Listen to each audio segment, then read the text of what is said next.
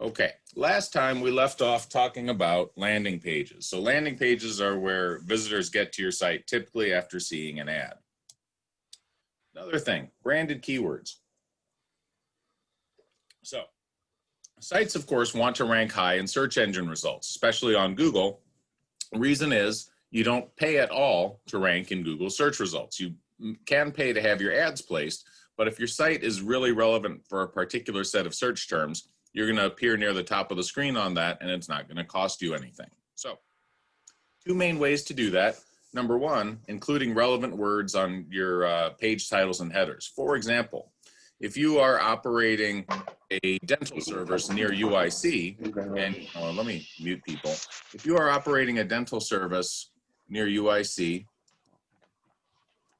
and you want to appear, near the top of the listings for that, well, you could put that on the title of your page. You could say, best dental service near UIC in downtown Chicago and Greektown or what other Little Italy, whatever neighborhood you're in around there. Okay, put that stuff on your page titles, put that on the headers in your document, and that will tell Google this is primarily what this page is about. This is a page about, a dental service near UIC. So the other thing is to get people to stay longer on your pages and sites. So anything you can do to have people interact with your site more, whether it's watching videos, whether it's getting them to make appointments, any kind of stuff you're doing on your site that Google says, oh, this is a credible activity. This is not just some junky site that hopes people randomly land here and then click on some ads. Those are going to be other features that make your site rank higher. Another thing, branded keywords. So branded keywords are commonly associated with a particular company. So something like Big Mac is obviously associated with McDonald's.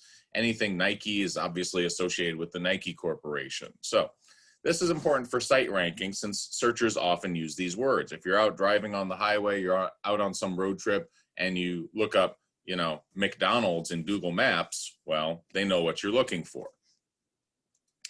Okay, other things, high traffic searches. So a lot of these branded keywords are high traffic searches and they tend to be associated with particular companies. So that means some companies will run ads on their own terms, other companies will run ads against their competitors' terms, or they'll be sort of piggybacking on those terms. So example, we'll go to Google here. Now if I Google Amazon Web Services, okay, so Amazon Web Services, this is obviously a branded term, right? Amazon Web Services is a core Amazon product. Migration, like I want to do that. What do I get as far as ads? Well, look, here's some migration services. They'll help do that. Here's Mission Cloud. They're going to help me do that. Here's Adopting Cloud with Oxus. They're going to help me walk through that. I used to see ads sometime with Azure, Microsoft's cloud, but I'm not seeing it right now. So it seems to be all that. Well, if I just Google AWS, boom, I might get oh, there it is. See, so Microsoft, even though AWS is obviously a branded term for Amazon, Microsoft Azure shows up right there with it because they say, well, maybe you check out Amazon, but hey, since you're here, why not check out Microsoft as well? So some companies, like I said, will piggyback on the search terms if they're offering services associated with migrating to Amazon, or if they're competitors. Microsoft knows, a lot of people are, if you're in the market for Amazon, you might be in the market for Azure. And I could probably do the same way, do Azure. Boom, there's Azure, and then boom, there's AWS, second right there. So again, they're saying, hey, if you're not interested in Coke, maybe you like Pepsi. Okay. So we have a few case studies. I'm going to post these up on Blackboard, and this might be the thing that we come back to and discuss on Monday. So I have a few of them for Bausch & Lomb, which, as you know, is eye care products. Sensient Food Colors is an industrial grade food coloring service. So it's not like you go out to the grocery store and you buy one of those little, packs of food coloring. It's like you want a 55-gallon drum of FD&C yellow #1. That's what they'll do. Anyway, so we'll talk a little bit about that. Those are some cases from an operation that no longer exists called the net impact. Yeah. Anyway, so now we'll get into Google Analytics. We've covered all the terms. I guess I should ask any questions on any of these terms. So we covered the core things, right? So zipping through visitors and visits, channels, goals and conversions, funnels, bounces, landing pages, branded keywords. That's the core stuff. If we understand all those things, we can understand what I'm talking about as I get into Google Analytics here. Any questions on those? Nothing? Okay. You know, these Zoom meetings would be funnier if I had like a cricket sound effect. I could go tweet, tweet, chirp, chirp, chirp, but I don't. Okay. Anyway, so Google Analytics. Key attributes. Number one, it is free. And that is a huge thing in the world of analytics. It is a fairly powerful tool and it is free. So a lot of small businesses, especially like that, a lot of amateur operations like this thing. So there's limited capacity, but it's still pretty big. If you're free, you can still get millions of hits per month and not pay anything to Google for it. It's not in real time generally, but it's still pretty fast. You'll get your data in most cases within a day or two. You can have a limited window of real-time information. You can see like that last half hour's worth of data. And it provides some useful basic features. So it's not super advanced like tracking individual customers like some analytics software does, but it provides features like IP exclusion, so you can limit certain IP addresses traffic from showing up in your data. So for example, if you have a lot of internal people working on your website, those aren't actual customers visiting your website. Those are just random people working on your website. You want to filter that out of your data. So if those people have IP addresses, you know, in your organization, you have a list of those, you can put them on Google and say, yeah, ignore all traffic from this set of IP addresses.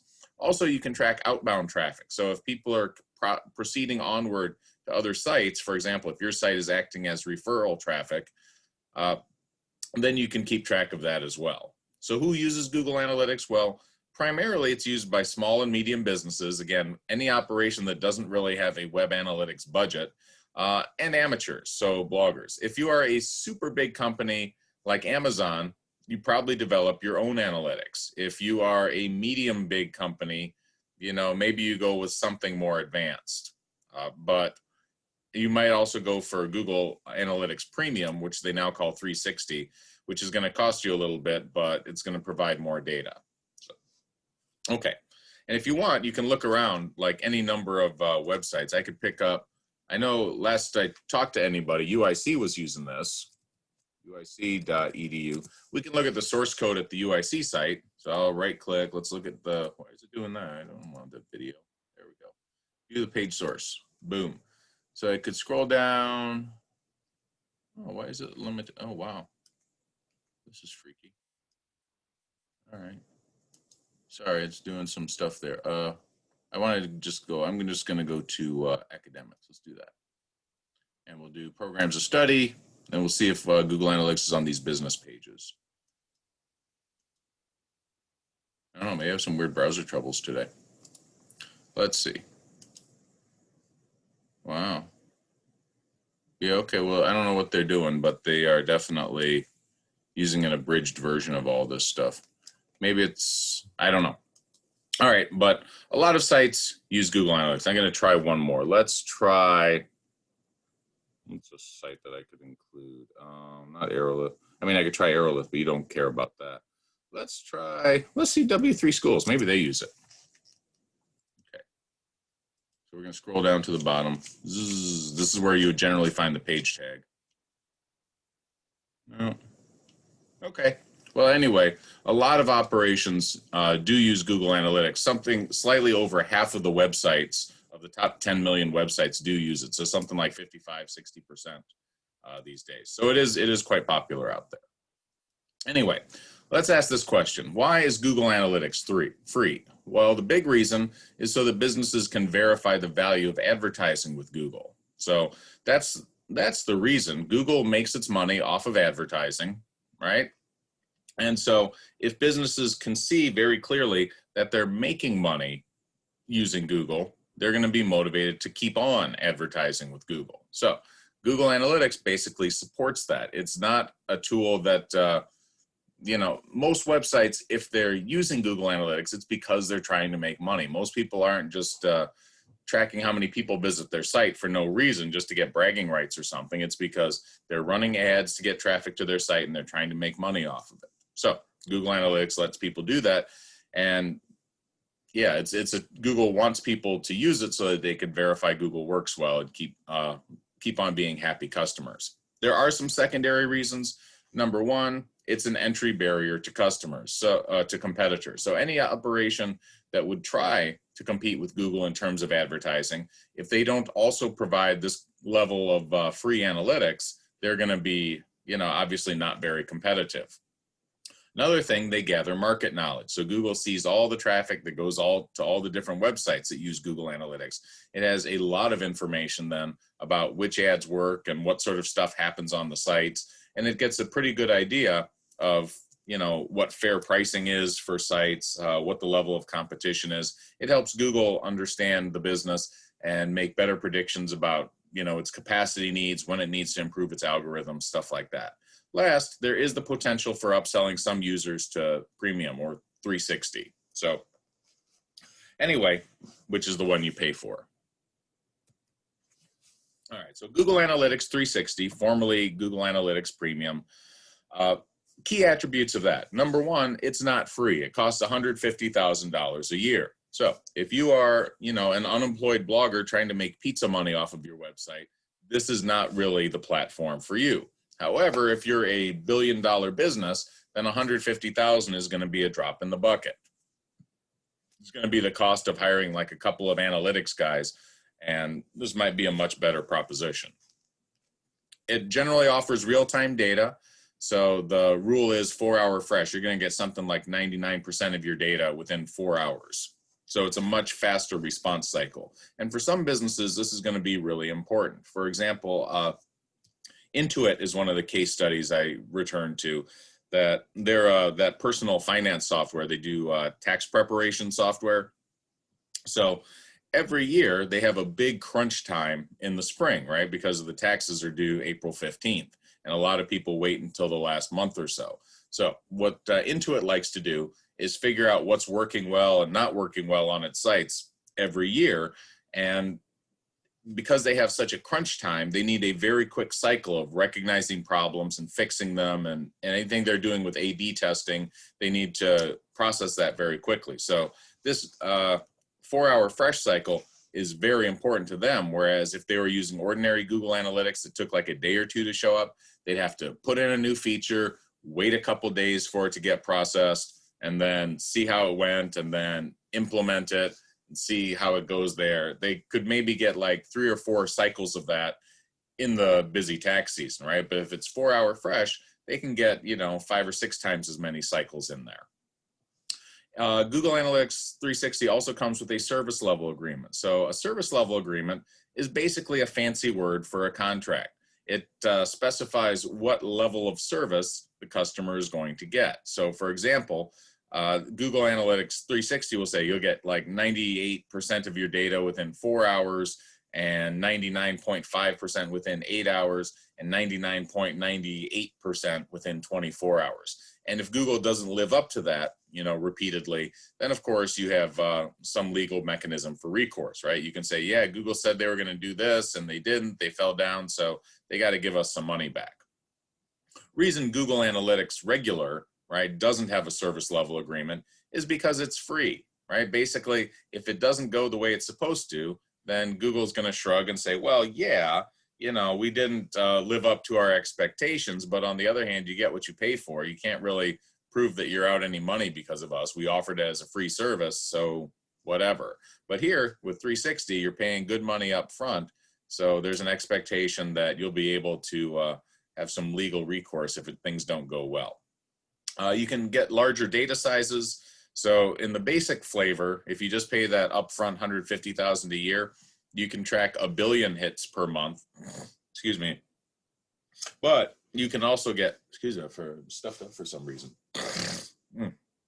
But if you are a bigger operation and you need more, you can get up to 20 billion hits per month on one 360 account. Again, last I checked, because these things do tend to go up periodically.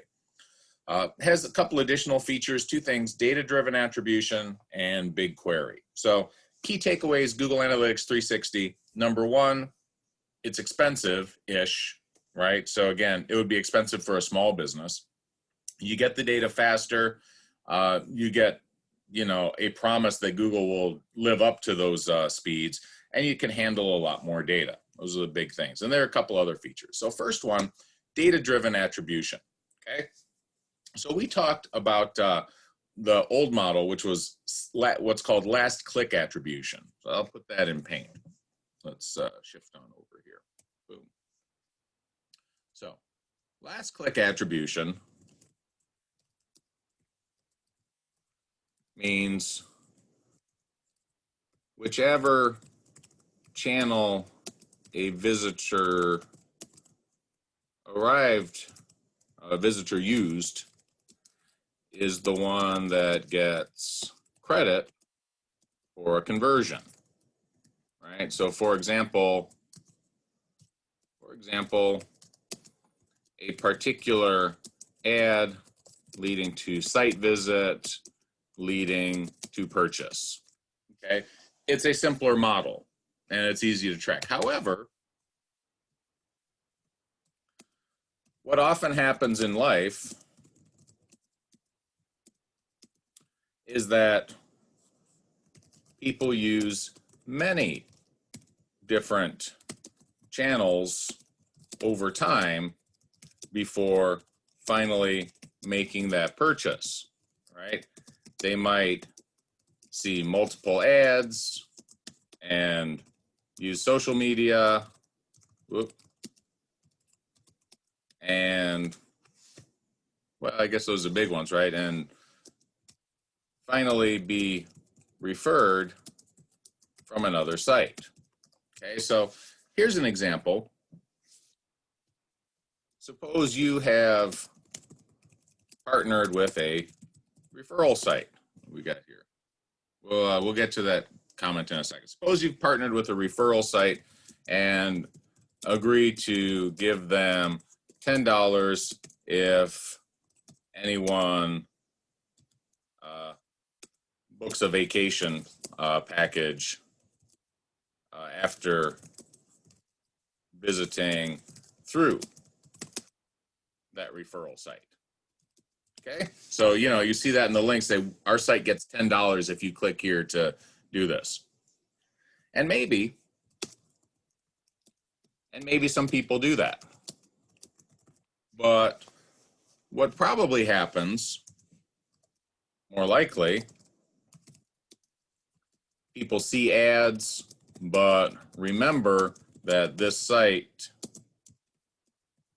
gets a kickback, right? So they wait until they're ready, then they use, the referral at the time of purchase, right? And this works with a lot of other things, similar to any discount aggregator or, code sharing site. So any site that'll share discount codes, for example, people might go there and then go to the site to make their purchase. This is the sort of thing that, the data-driven attribution encompasses this. So the idea is Google will track all the different mechanisms that lead to a purchase and distribute the value and basically allocate the credit for a conversion over all of them. Okay, because in this mechanism here, I'm going to box this up in red. In this mechanism, you would think your ads are worthless, okay? All your traffic through the referral. You think all your traffic is coming through these referrals. Your ads are garbage. Nobody's looking at them. They're not getting any, they're not getting any conversion credit. But in fact, people are seeing the ads. It's just at the end, they're going to one of these referral sites or one of these discount code sites to come actually buy something through you. Okay? And data-driven attribution will let you get around that problem. Okay, so I saw there was a chat thing. Let's see who got what. So here's the question. So if a service is free, they can't be penalized for falling short of a promise in all cases. Well, I am not a legal scholar, but I will say in general, if a service is free, you don't have, if they fall down and don't deliver that service, you can't really complain too much, right? I'm not going to say there might not be some special cases, but think about it.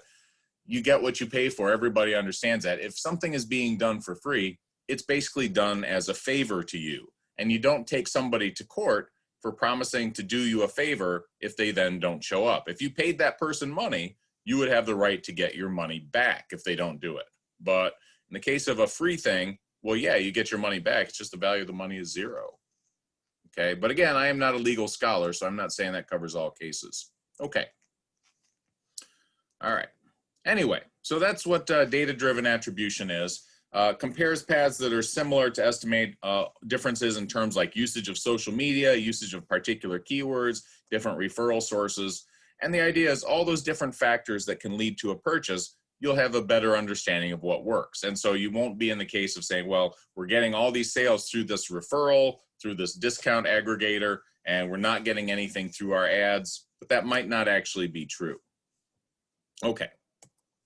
The other feature that comes along with, and I should mention, even though this is listed, data-driven attribution is listed under 360, within the last year or two, they've started implementing where if you are a fairly large operation on regular Google Analytics, if you're getting like 20,000 or so hits a month, you can get data attribution for that as well. It's just until you have a fairly large pool of data, it's not going to do you any good. You're not going to have enough reliable data to draw any solid conclusions about it. You need a certain volume of traffic before this will all work.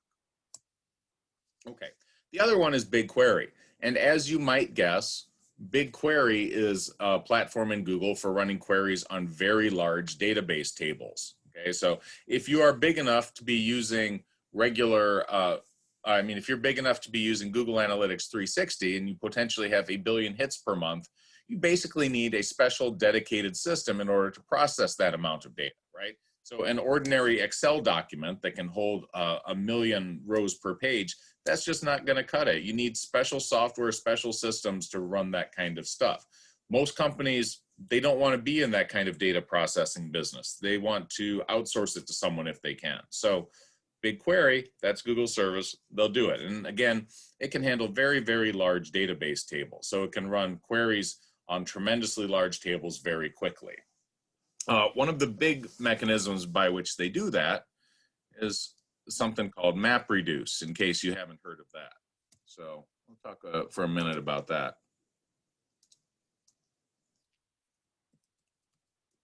Google Analytics 360,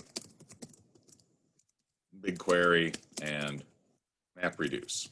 Okay, so imagine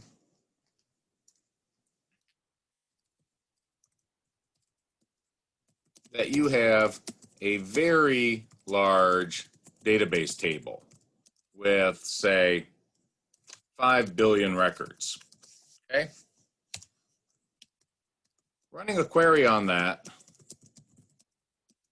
is probably going to take a little time, right? If you've ever seen how long it takes to run a query in Access on a large table, and Access can't handle anything like 5 billion records, this query on a, is going to take a little time to run.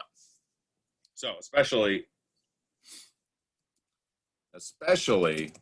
if not all the records are stored in RAM, right? But on, solid state drives or hard drives, that's going to take some time. So what are the possibilities? Well, one possibility that Google does, instead, Google, I'll say BigQuery, will break the table into segments, run the query separately on each segment. I don't know why typing is so hard for me this morning. Run the query separately on the segment, bundle together all the matches from all segments, and then return the results to you. Okay, so the outcome of this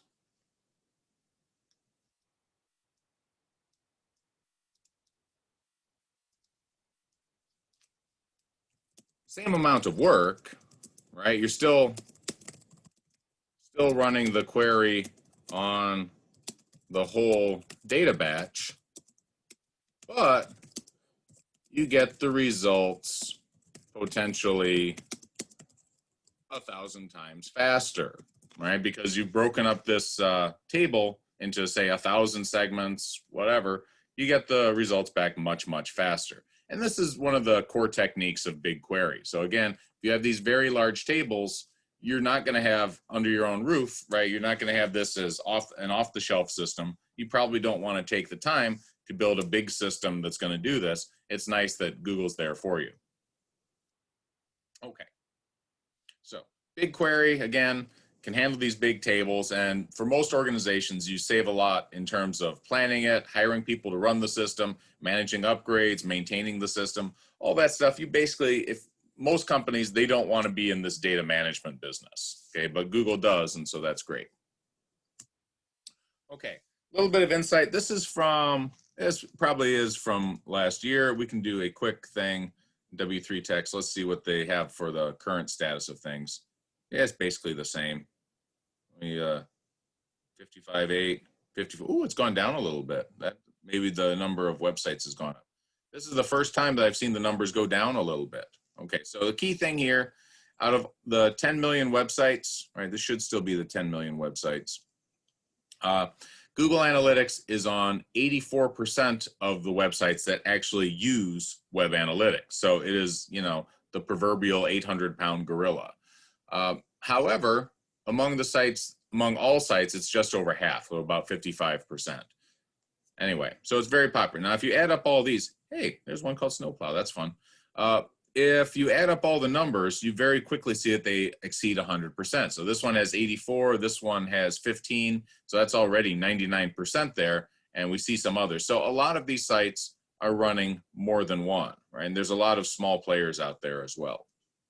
But point is, Google Analytics is very popular, very widely used. If you're interested in if you're interested in web analytics generally, Google is a good place to start because it's so widely used. Okay. All right, so there are some possibilities out there for certification. There are basically three things that Google does certification on. So number one, services. If you have a service that you're going to crunch analytics numbers for people, then you can offer yourself as that. So that's what a certified partner is. You're somebody you're an organization that's shown that you are proficient with Google Analytics. You can help people set it up. You can help people crunch the numbers, all that. You can get certified as a service. You can also have an application certified as going well with Google Analytics. For example, you could have a plugin with a website to track analytics. You could have some sort of dashboard application that displays data in a different way. You could have some visualization software that displays reports and graphs in different ways. Any of those kind of things, you can set yourself up as a technology partner to work along with Google Analytics. As an individual, if you want to show that you are proficient with Google Analytics, they have something called the Individual Qualification or IQ exam. It's a 90-minute exam. There's a study guide out there. It's not too bad. Anyway, so the course I teach an MBA 590 course on web analytics. It's basically all about Google Analytics. To give you an idea of how this is, I did have one student one year who came in, wanted to tell me that she was Google Analytics qualified, right? She'd taken the test and passed whatever, and then she was very disappointed that she got a B in the course. So I don't know. It is not a terribly difficult exam, right? Basically, it says, do you know these basic concepts? If so, yeah, you can get it. And of course, it's open book, which makes life a little easier, I guess. Also, if you're interested, there's an operation called Lunametrics that used to run these seminars. Now it's Bounteous. These things are, let's see if it links me to, should link me to Bounteous. Yeah, there it is. They have different courses, but they're not very well attended in the time of COVID. You'll pay like $500 or $700 for any of these courses. It'd be like an 8-hour thing. If your organization wants to pay for that and you're interested in this, yeah, it might be a good thing to do, but I wouldn't shell out a lot of money for it unless you're really interested in this stuff. Yeah. Okay. Anyway, so there are certifications out there. Key takeaway, again, you can get a service certified as being compatible with Google Analytics. You can get, damn it, you can get your application. You can get individually certified. Okay. Now, how does this analytics code work? Well, the big thing is JavaScript code gets embedded in your page HTML. So there's going to be a page tag with your account number that tells Google where to add any data that gets caused by people doing visits. So I'll go to my Doug Corp site because that's there. I don't want to, okay. I don't want to spend the day trying to figure out who's got a site and who doesn't. If I look at the page source on mine, I scroll all the way down to the bottom here. This thing here, this is my page tag, okay? That's it. That's all the stuff. So this is my Google Analytics account, and I get data going there. Whatever. This whole thing is a big function, set of functions that tells Google where to send the data. Okay, so anything that happens on my page, stuff gets sent. Now, for example, let's see, I have some things on here. There's another page issue. This is my code, so I got to scroll down a little bit to find one of the things. There we go. This is one. So, for example, I have a button on my on the Doug Corp page. Down here it says "Click Me." So if I scroll down a little bit, I can see it. So this one here says "Click Me," and if I click on it, something's going to happen. Right? What's going to happen is there's this little slug of JavaScript here. I have a button. I have this on-click attribute, and what it's going to do is going to call this GA function, right? It's going to send some data. It's going to send the send as a parameter. It's going to send the event that happens, and it's going to label that as clicks and buttons and 1.27.20. I must have been using that for my web analytics course in the spring. So if I log into my analytics account on Google, let's do that. And here I have my Doug Corp data right up front. Okay, so I can go to real-time event tracking. So see, there's one active user on Doug Corp. That's great. And I go to events. I can start seeing this stuff. Okay, so something happened there. Oh, click. Somebody tried to download something. I don't know why people are visiting Doug Corp and downloading stuff, but whatever. Anyway, but I go to Doug Corp. If I click this, I click me. Let's see what happens. I should see something for that. There we go. Here's these traveling over the side. See, I get, well, there's something there for links. I don't know. Oh, events last 30 minutes. Let's see. There we go. People are scrolling. So I'm getting some stuff. I don't know. Maybe there's some weird blockage. I feel like this is not really clicking here. This is clicking. Yeah, it's Slugfall. They're coming to get me, whatever. But this button, for some reason, does not. Oh, it's this button. This is the click me button. No wonder. That other one's a phony button. Okay, so here I got the, there you go. I got the buttons there. Wow, there's a lot of people doing stuff in the last 30 minutes. So everybody's on Doug Corp today? All right, that's kind of wacky. Anyway, so that's what we got. Okay, you can instantly see what's going on your site. Back to the slides then.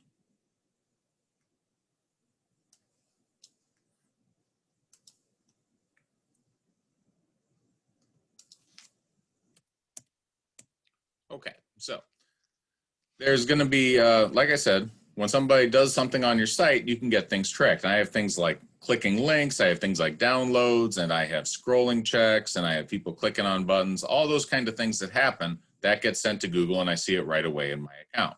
Okay, so that's the core thing with event tracking. You can specify particular actions to be tracked separately.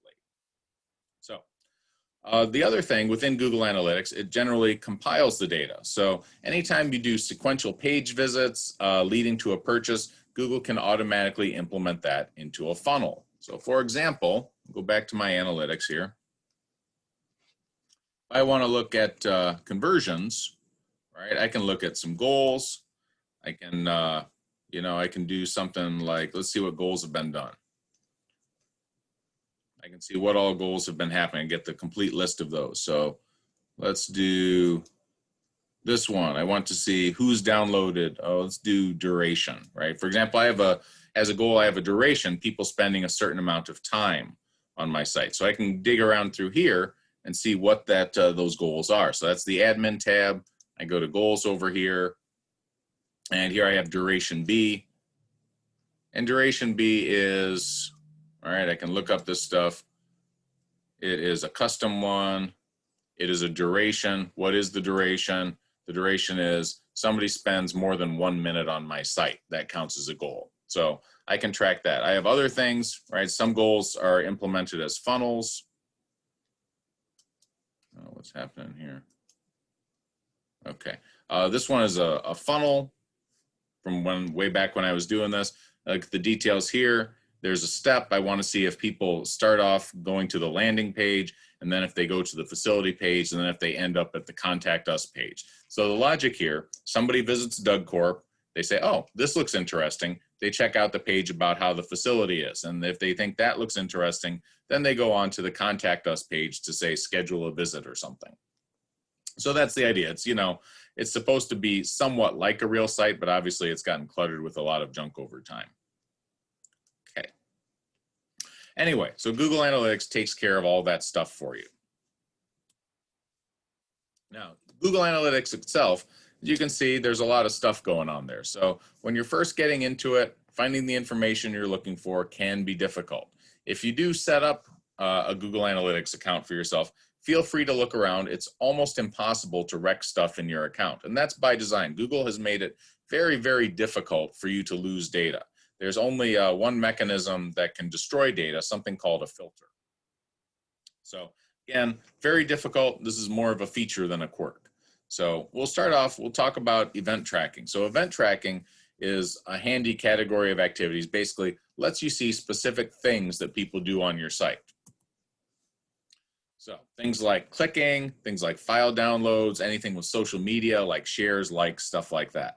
A key point, event tracking can redefine bounce rates. So remember back when we talked about bounces,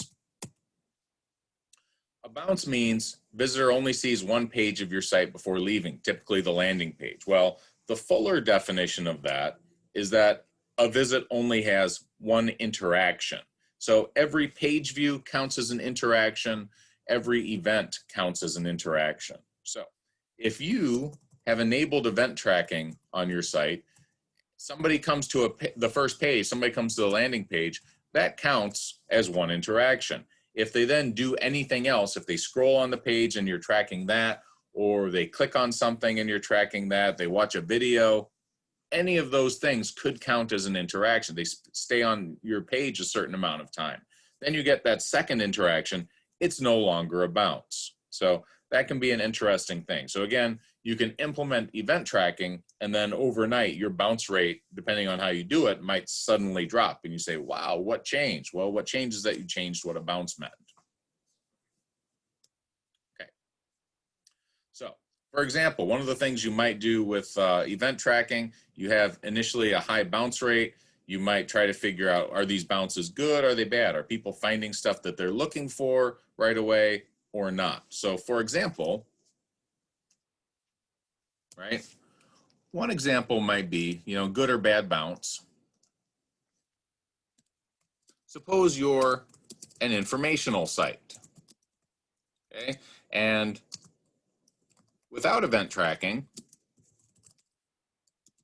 you see many visitors visit a page, then they leave, okay? The question, number one, these are all tracked as bounces because you're not doing event tracking. So these are all counted as bounces, but are they good or bad, right? You might say, I don't know, because you don't.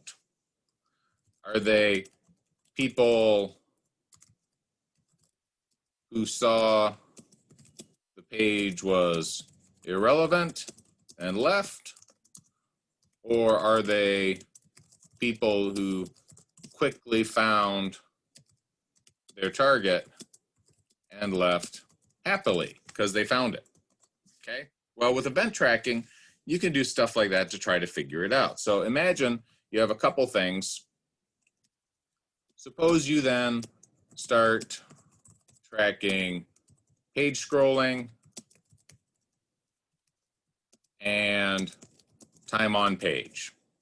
Okay. Then you might come up with some plausible ideas. So you might say, someone who spends a long time on the page, right, is maybe absorbing content and probably doesn't count as a bounce, right? Suppose you have some big Wikipedia article on a topic or some document about, you know, some sort of tax law thing. Yeah, somebody who goes there for a while, looks at it, okay, you can say that's probably somebody who's actually looking for stuff. Whereas someone who immediately leaves, right, say less than 5 seconds, is probably an actual bounce, okay? And similar for scrolling, right? Someone who scrolls up and down is probably looking and reading. Someone who doesn't scroll is probably a bounce, okay? And this can be supported, right? So these assumptions can be supported by short single question surveys, right? Like, did you find what you were looking for today? And if you say, you know what, our assumption is that people who have spent so much time are going to be correlated with people who did find what they were looking for. People who scroll generally find what they're looking for. Well, you can do these kind of single question surveys. And even though not everybody's going to be responding to them, if you get a decent sample size, then you can consider that to be pretty reliable. So it'll give you a better idea of which visitors are bounces and which visitors are not bounces, and thereby a good idea of whether your site users are happy or not, okay? Because you want them to be happy. Okay.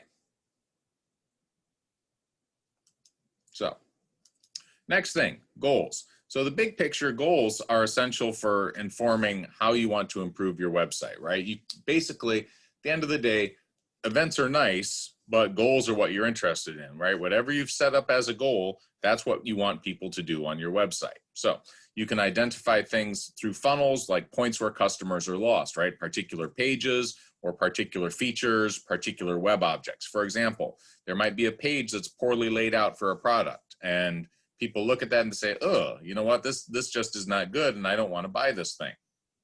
There could be particular features. So some websites will ask, you know, you have to put in your credit card when you have to set up an account before you buy something. You might say, I don't want to set up an account because then I'm going to be on the hook for all kinds of mail. I just want to buy this as a guest. And if you can't do it as a guest, you're going to leave. So that's, you know, a feature that might do it. Or you might have an object, some sort of interaction with another website, with another database, causes your page to load slowly. And you might find that pages that include that particular object are ones that customers object to. They often get hung up and the customers often leave, right? So you can learn about those things through goals, through funnels.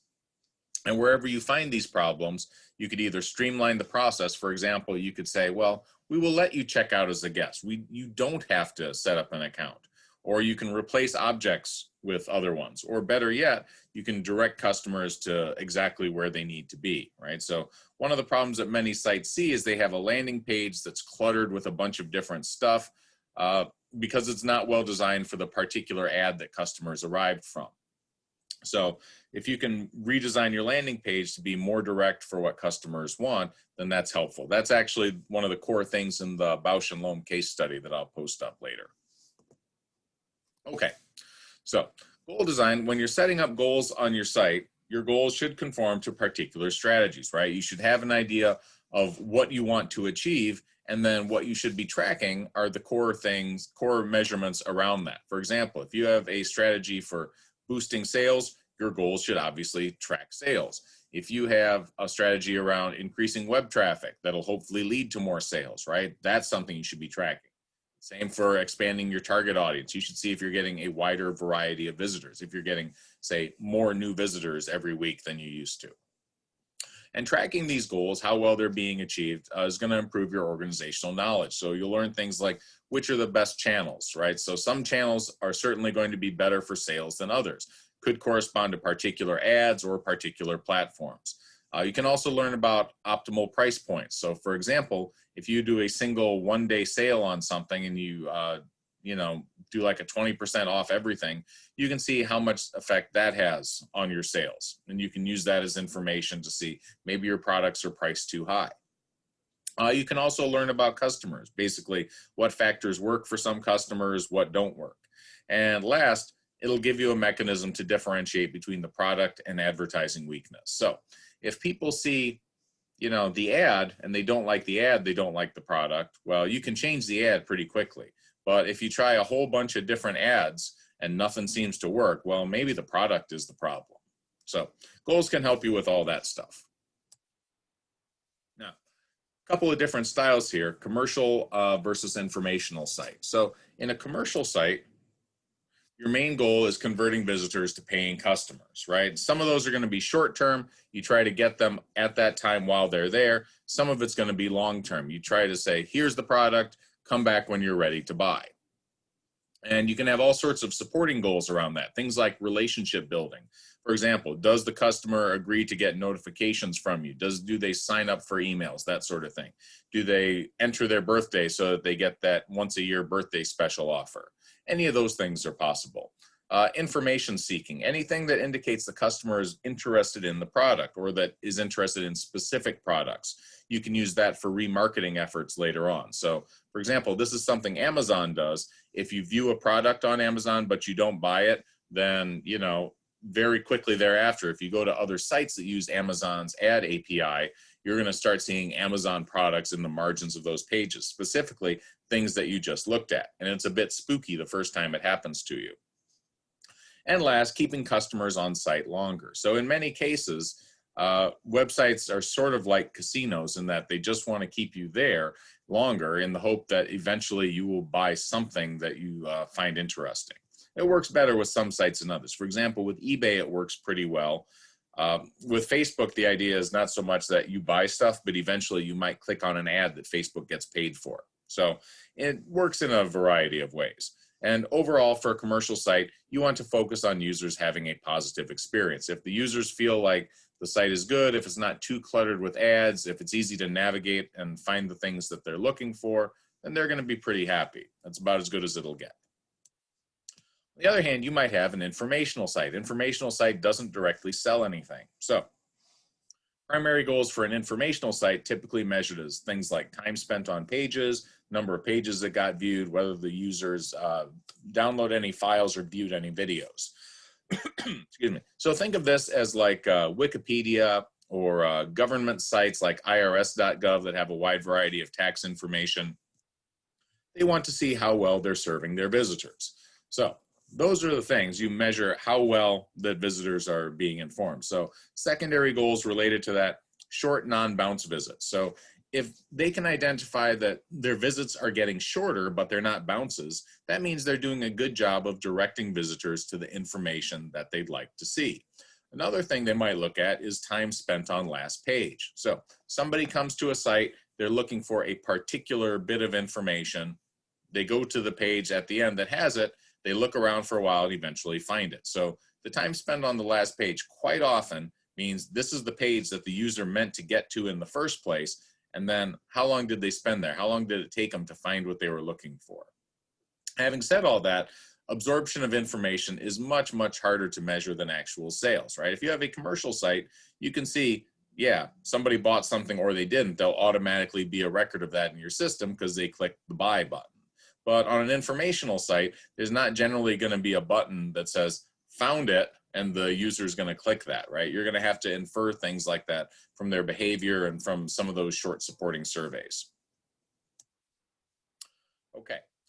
Once you have your goals in place and they're running along and you're learning stuff from them, and that's all great, every now and then you need to review your goals, right? So existing goals that you have, do things like, are they tracking correctly? Do the results make sense? Are the results surprising? Are they useful? Is this still something you're interested in? And then identify gaps, right? Things like, what aren't you learning? What would you like to know about your customers that you don't know? And can you add additional goals to provide that? So every now and then, go into your site, review your goals, say, are these goals still appropriate? Are they still useful? What other goals might we possibly need? Okay, so funnels we've talked about, but a little more detail. Funnels are often known as conversion funnels, and the main point of them is they track where customers are lost going toward goals. So this is a fairly typical progression. So you might start off with 10,000 total visitors to your site. Of those 10,000 visitors, only 60% actually visit the shopping area, right? So they all go to some landing page, but only 60% of them actually go to, say it's Pizza Hut, right? They see the ad, but only 60% of them click on something like, you know, build a pizza now. Of those 60%, maybe only half actually start to place items in a cart, right? Other ones may look at it and they're like, you know what, not today. Of those 30%, only a fraction, 1 in 10, actually make the purchase. So if you can tighten up this funnel, right, and not lose so many people, then of course you get more sales. A lot of different sites have tried a lot of different strategies to do this. For example, back in the day with Amazon, this was one of the things they noticed early on. They had a lot of visitors coming to their site, stumbling around through the search feature to look through Amazon's millions of potential book titles, and at the end wandered away because it was all too baffling, right? There were too many titles matching too many search terms, and people just did not have a good handle on it. So Amazon developed a recommender system that started offering people better recommendations about what books they might be interested in. And then instead of having, 3% of their customers making a purchase, they maybe went up to like 5 or 6%, which is huge, right? If you're getting that traffic, anything you can do to increase this last number is going to be big. Okay. So again, funnels add detail around goals. So specifically where customers are lost, where they're kept, and all that information can be used to enable best practices in site design. So if you have a family of sites that are basically running the same way, you can identify some of those features that are working for you or not working for you. If you have different departments or different areas within a site that operate a little differently, again, same thing. You can apply some of those lessons learned throughout your site. And all of these funnel progressions, they can be checked against other variables. For example, demographics, repeat versus new visitors, many others. So there's a lot of custom variable possibilities in Google Analytics. So for example, demographics, right? If somebody is young, they might go to your site and they see, oh, I need a credit card to buy something. Maybe they don't have a credit card. Or maybe they're old and they have, a 10-year-old computer and it just doesn't work well with the current level of technology that your site requires. And so then they end up abandoning the process then. You might find the same thing with repeat versus new visitors, right? In many cases, repeat visitors, they know what they're there for, they know the process to get it, they pass through everything very quickly. New visitors might say, oh wow, this is all weird and scary and a bit overwhelming and I quit. So these are the sort of things that you might identify on your site, that there's going to be different behaviors for different groups. You're losing different segments of customers in different ways. Okay. Now, the one empirical observation that seems to be almost universally true is that the longer the funnel, the more customers you lose. The more steps you put in your funnel to get to the goal, you're going to lose more customers. Customers have a short attention span. A longer funnel means that more things can go wrong. You have to jump through more hoops. People are more likely to say, this isn't worth the trouble. So I give you an example for that from back in the day. Way back when in the 90s, you used to see a lot of these banner ads on sites. Okay, so you go to a website. Oh shit, we're almost out of time. Well, I'll talk about this and then we'll be done. So you go to some web page, and on the web page there will be some big flashing banner ad like this that would say something like, "You are the 1 millionth visitor to this site. Click here to get your free fabulous prize." Okay. But the downside, right, of course, what gave it away was down here in the corner, there would be some little text that said, "This site has been visited 0.0006 times," right? Something like that. So it'd just be kind of sad. Anyway, but eventually my curiosity got the better of me, and I clicked on one of these banner ads, and it basically dunked me down this long rabbit hole of surveys. So it said, yeah, I'd get some prizes that were worth a few $100s, whatever. But I ended up going through like 20 screens of personal data entry and surveys and stuff like that. And finally I said, yeah, you know what, screw this. It's I don't know when this is going to stop, but you know, there was no indicator on the bottom of when it was going to stop. So yeah, I just quit after a while. Anyway, can be the same kind of thing, right? So if you think of that as being a funnel, the longer process it takes to get to your destination, more likely it is at some point that people are going to quit. So optimal real world funnel properties, number 1, it's a short funnel, not many steps. Number 2, low losses at each stage. And number 3, similar loss ratios across stage. So there's not one point that stands out as being tremendously weak, right? So if you're losing like say 25% at each funnel stage, yeah, that's probably okay, right? In general, that's what you want to see. And we might also ask the case, what about no losses, right? No losses sounds great, but in practice, you know, most of the people that come to your site, they're not going to buy something right away. So if you're getting no losses, that means on the one hand, the customers that are coming to your site are extremely well targeted, right? You're getting people that are absolutely going to buy what they're looking for. But it also means that if you branched out a little bit and were willing to accept, you know, a non 100% thing, you could still boost your sales, because in general, it doesn't cost that much to get more customers to your site. As long as some reasonable fraction of them are buying something, it's still probably worth the trouble. It just, you know, means if you have no losses in your funnel, it probably means you're being way too cautious. If you have very low losses in your funnel, probably means you're being way too cautious and you need to expand your reach a little bit. Okay. So, all right, we'll call this it because it's the end. I'm gonna stop the share, stop the recording, and